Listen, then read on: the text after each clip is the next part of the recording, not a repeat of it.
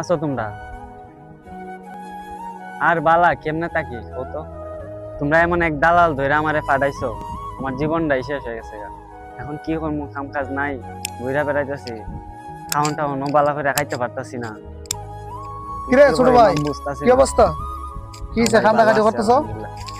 একটু পরে কথা বলতেছি। হ্যাঁ কি হইছে এত উত্তেজিত হয়ে কথা কইতেছস?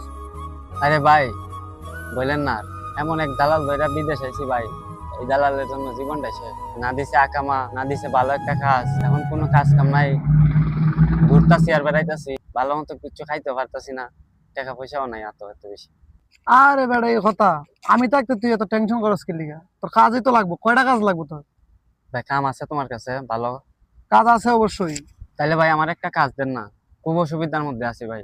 আরে কাজ তো দেওয়া যাবে, সমস্যা নাই। এখন তো মনে কর সৌদি আরবের যে অবস্থা, মানুষে টাকা দিয়েও কাজ কাম পাইতেছে না, অবস্থা খুব খারাপ। ভাই যেমন হোক আমার একটা কাজ ম্যানেজ করে দেন না ভাই, খুব অসুবিধার মধ্যে আছি। এখন মনে করো কাজ তো দিতাম, সমস্যা নাই। এখন তো আজাদ টাকার মতো লাগবে। তুই যদি টাকা জোগাড় করতে পারস তাহলে আমি তোর কাজ একটা দিতে পারবো। ভাই আপনি টাকা নিয়ে কোনো চিন্তা করেন না, আমি আপনার দিমু 30,000 টাকা দিমু, সমস্যা নাই। আচ্ছা ঠিক আছে, দাঁড়া, আমি দেখতেছি তোর জন্য কি করতে পারি।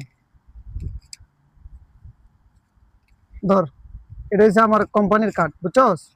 এই কোম্পানির সুপারভাইজার আমি। এই জায়গায় যায়া তুই টাকা ম্যানেজ করে সেরা যে কোনো মানুষের বলিস, বললে আমার সাথে যোগাযোগ করতে পারবি, ঠিক আছে? ভাই আপনার যে উপকারটা করলেন খুব ভালো লাগলো ভাই, আপনার এই উপকারের কথা কোনো সময় বলতে পারবেন না।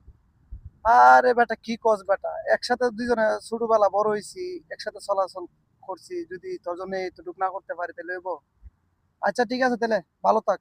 তুই টাকা ম্যানেজ কইরা আমার সাথে যোগাযোগ করিস, ঠিক আছে? আচ্ছা ভাই ভালো থাকেন।